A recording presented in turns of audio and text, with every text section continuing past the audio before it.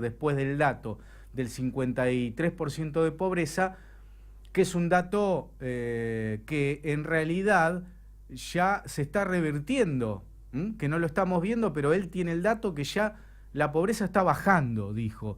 Ahora, ¿por qué la economía no arranca ante esta realidad que según Milei está mejorando? La verdad que nosotros no la vemos, como dice Milei. Mirá, hay un dato que tiene que ver con el ajuste sobre el ajuste que se viene dando, porque Milei hizo un ajuste brutal en este tiempo, y que los ingresos de los ocupados, hablamos del asalariado, cayeron más de 7% en términos reales, considerando la inflación del periodo del primer semestre. Estamos hablando del gobierno de Javier Milei, pero esto hay que tomarlo desde que gobernaba Mauricio Macri, porque en realidad la verdad es que esos mismos ingresos mostraron un derrumbe, una caída de más de 30% a la actualidad. Por eso no arranca la economía, que Milei dice que ya está empezando a verse. Vamos a hablar de todos estos datos y de economía con el economista Pablo Tigani. Pablo, ¿cómo estás? Alejandro Costanzo te saluda. Buenas tardes, Alejandro, ¿cómo estás? Bien, gracias por recibirnos, Pablo. Bueno, ¿qué estás observando en la economía? Sí. Escuchaba atentamente la editorial que estabas haciendo y la verdad que coincido plenamente con la visión y la interpretación que vos tenés de la realidad, porque claro, ustedes tienen que comunicar la realidad de lo que pasa. Son datos, yo di datos. Claro, sí. Claro, pero los datos, la verdad, hace mucho tiempo, desde que arrancó Internet, los datos están en cualquier parte. El análisis es algo que en la universidad lo enseñamos, así que hasta cualquier estudiante puede analizar una situación. El tema es la interpretación, porque hay un montón de gente que no tiene ni la capacidad de análisis, ni los datos, ni el acceso, y a esa gente hay que ayudarla a pensar, porque si no tenemos otras elecciones donde eligen de presidente a Milei. Claro. Y nosotros hoy tenemos un fantoche a cargo del Poder Ejecutivo que está destruyendo el país, no la economía, está destruyendo el país. No va a dejar nada, no lo digo yo, lo dijo él, dijo que vino como topo con el objetivo de destruir el Estado, del cual él es el presidente.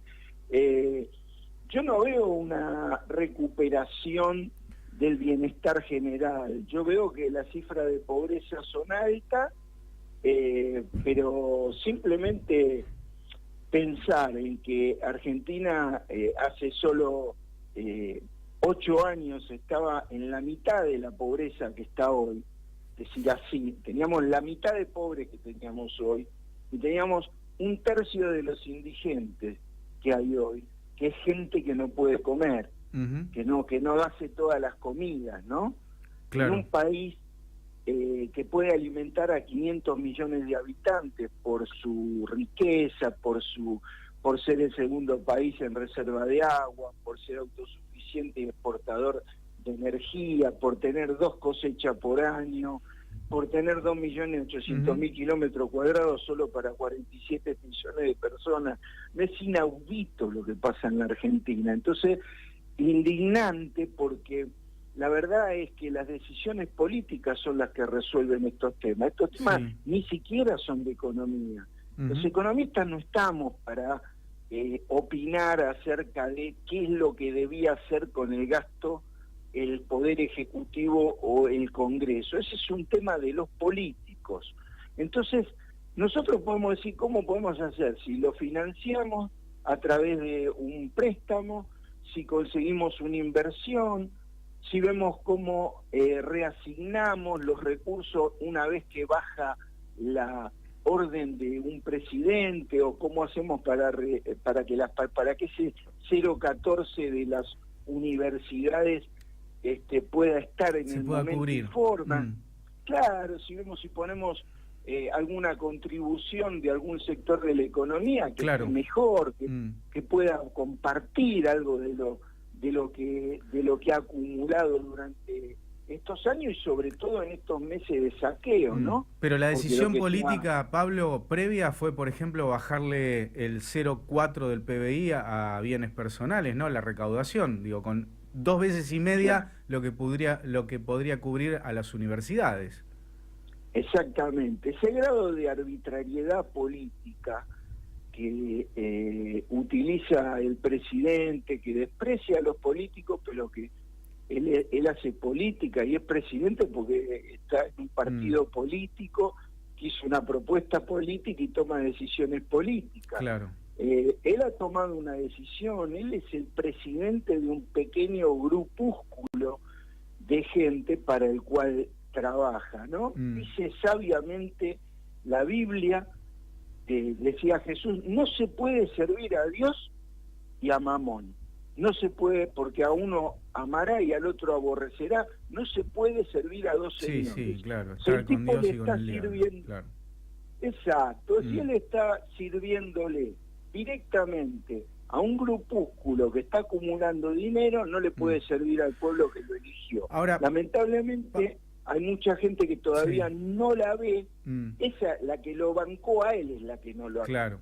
Pablo, explícanos a ver hacia dónde vamos, porque estamos viendo por estos días que está bajando el dólar blue bastante. Bueno, se está diciendo que tiene que ver con el blanqueo, pero yo digo, me cuesta entender, digo, si vos blanqueás, lo pones en el banco, esa guita no va al mercado negro del dólar blue, que es un mercado chiquito de gente que maneja dinero, pero eso es blanco, digo, el blanqueo, ¿no?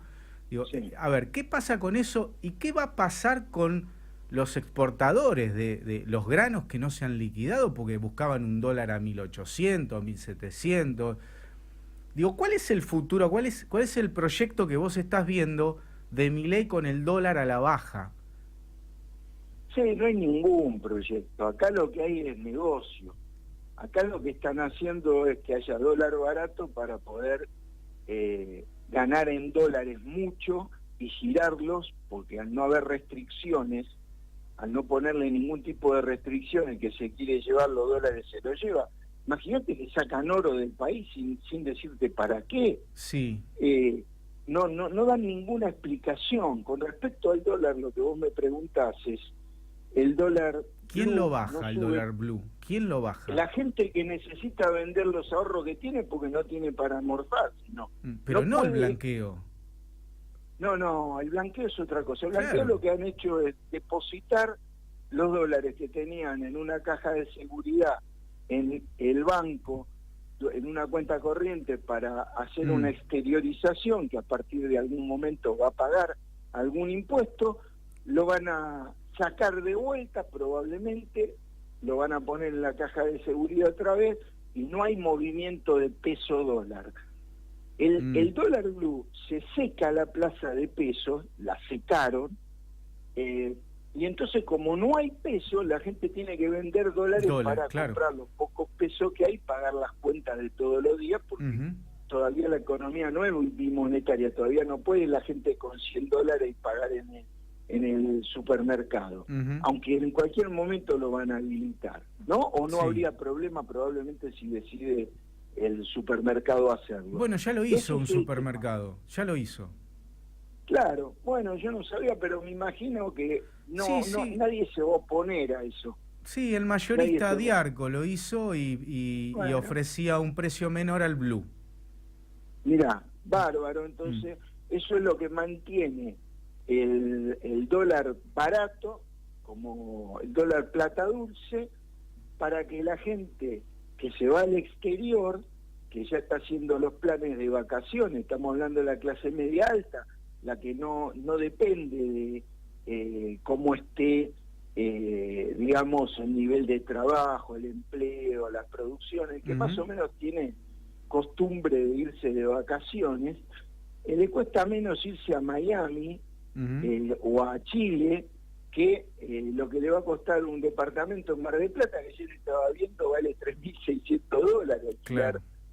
un mes. La verdad que es tan extravagante lo que está pasando, que cuando termine esto, porque esto va a chocar, esto no no es una cosa que es un deseo. Yo soy politólogo y economista, no la veo por ningún lado. ¿Cómo siguen con esto adelante sin chocar al país? No lo veo. Veo que lo van a chocar, se van a rajar como hacen siempre, a dar clases en el exterior y a decir cómo no lo dejaron en Argentina llevar adelante un plan maravilloso, y nosotros nos vamos a quedar juntando los pedazos. No, esa ya la vivimos varias veces. Ahora, se está hablando de que el gobierno mantendría el dólar bajo o el dólar a la baja hasta las elecciones del año que viene. Es mucho tiempo eso, digo. Y después, bueno, podría venir, después de las elecciones, podría venir una devaluación. Digo, ¿vos cómo ves esa posibilidad de acá a las elecciones del año que viene? Yo no me lo imagino un año más esto. No me lo imagino. Claro. ¿Por qué? Porque el nivel de restricción y de contracción de la economía no lo aguanta. Es decir, si vos seguís con este nivel de contracción, en algún momento la gente para financiarse va a dejar de pagar los impuestos. Dejando de pagar los impuestos, no digo al 100%, pero con una caída como viene, 12, 13% en términos reales, llega un momento que aunque bajes el 0,14 de cualquier cosa, se te cayó el 12. Claro. O sea, se te cayó 100 veces más. No es que vos estás resolviendo el problema con eliminar el café como en las oficinas, porque esta gente tiene esa mentalidad corporativa de cómo se hacen las cosas en una empresa. Y eso está extraordinariamente bien. En una empresa, claro. Claro, yo le enseño en la maestría, le digo, muchacho, no, porque por ahí algunos me dicen, pero usted tiene un enfoque social diferente. Claro, pero si vos en una empresa hacerte el guapo, le digo, te van a rajar, porque esa no es la lógica que gobierna una empresa. Claro, ¿no? En una empresa subsidios no, en un Estado sí, es otra cosa. Claro. Mirá, hay un paper muy interesante que está seguramente buscándolo en internet, que lo explicó bien Paul Krugman. Dice, un país no es una empresa. Claro. Se llama así. Un país no es una empresa. Para que no me venga el economista berreta, que es el número uno en el establishment, bien. Y haga creer a los empresarios que entendieron. Sí. Y eso les encanta a los empresarios, y cómo entiendo de economía. ¿Vos estás hablando del economista que dijo que era especialista en crecimiento con o sin dinero? De ese mismo. No, yo estoy hablando de que que no tenía fideo ni tuco. Entonces, el otro. Está bien, no es fideo ni tuco, y le dan un aplauso, lo ovacionan porque dice, entendí todo ahora. Claro. Qué bien que me explicó, me dijo, es como una casa, que si vos gastas más de lo que tenés de salario, no, un país no es así. Un país puede emitir, puede pedir préstamos, puede asignar partidas o meter impuestos. Un país no es una casa, sin duda, ni una empresa. Estamos como estamos por pensar de esa manera, que es una manera de corromper técnicamente lo que realmente es la economía. La economía es una ciencia social. Estos pibes creen que la economía es un Excel. O es una ciencia dura, que es matemática pura. Sí. Claro, Y ahí te lo está el dice error. López Murphy te dice, esto es la ley de gravedad. Claro. Como si fuera un científico de la NASA. Por el tipo, no. 15 días duró en el Ministerio de Economía. No es la ley de gravedad. Ahora, además, otra cosa, Pablo. La atracción de la Tierra. Otra cosa, el gobierno insiste con que va a aplastar la inflación a cero. Este es el objetivo, digo, y me parece que este es el objetivo de cara a las elecciones. Quizá le salga bien. Ahora, ¿cómo se aplasta la inflación a cero en este contexto? Bueno, pues para bajarla a cero tiene que renunciar hasta devaluar el 2% mensual el dólar del crawling peg que está haciendo con el dólar, cosa que ya sería el acabose. No tiene que aumentar más la luz, no tiene que aumentar más el gas, no tiene que aumentar más los más impuestos nada que estamos pagando, no tiene que o sea, cero es cero. No tiene que aumentar nada. Porque la inflación, así como la inflación es un aumento generalizado de precios, la estabilización es un no aumento generalizado de precios. No tiene que aumentar nada. Y lo que tiene que producirse es deflación para poder equilibrar aquellos precios que no se pueden detener, que no se pueden anclar.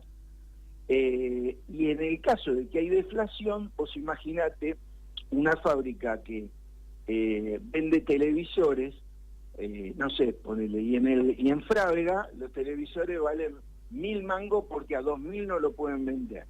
Entonces no tiene ningún sentido, si a la fábrica le cuesta 1.500 hacerlo, seguir fabricando televisores. Con lo cual va a despedir gente, porque no es necesario tener gente para no fabricar, y esa gente va a generar una oferta laboral que va a estar pendiente de los próximos que despidan, con lo cual va a ofrecer su trabajo a menor precio, la sangre de su vena y el oxígeno que respira lo va a vender más barato. Entonces se convierte en una republiqueta bananera que me parece que en Argentina es muy difícil, porque vimos ayer que en Argentina la gente estudia, piensa, reflexiona, sí, y en algún momento también resiste. Claro. En algún momento se puede pudrir.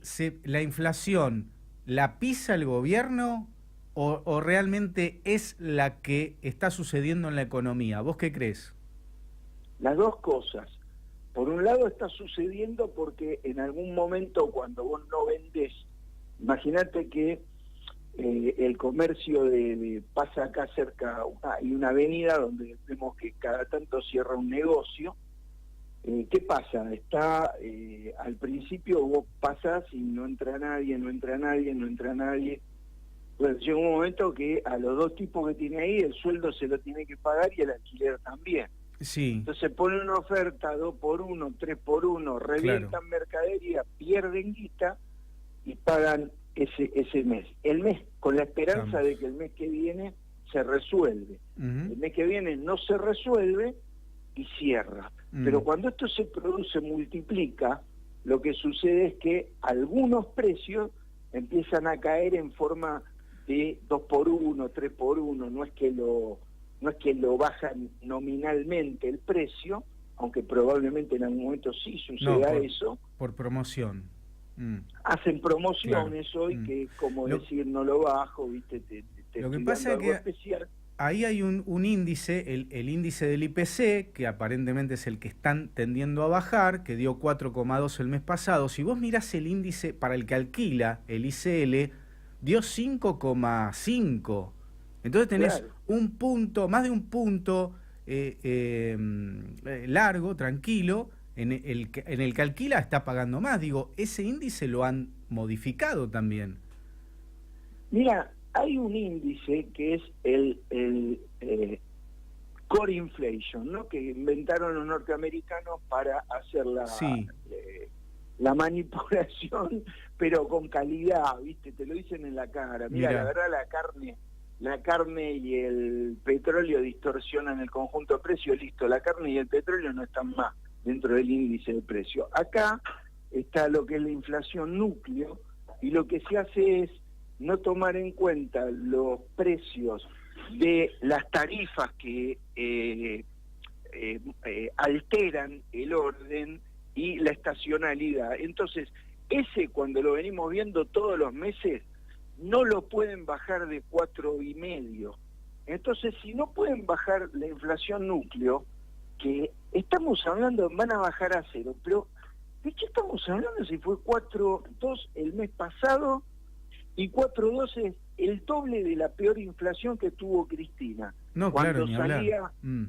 Cuando salía Sturzenegger y Patricia Bullrich con un cartel que decía 2% de inflación. Sí, era una locura en ese momento, claro. Es un fracaso. Con este nivel de inflación, habiendo generado una contracción de la economía de magnitud, generando desempleo, caída del salario, pobreza, indigencia, es un fracaso total el proyecto. ¿Vos crees que no, Hoy vos crees que no lo van a poder hacer, esto de la inflación cero, por lo que decís? Yo creo que probablemente ellos puedan bajar la inflación en 0,5 más, qué sé yo, pero no no sé, más.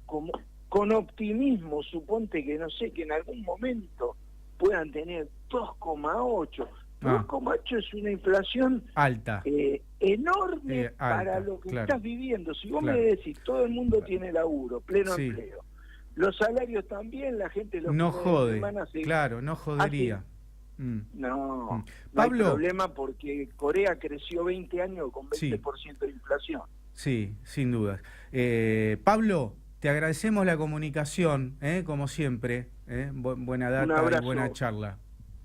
Un abrazo. Abrazo. Pablo Tigani, el economista habitual.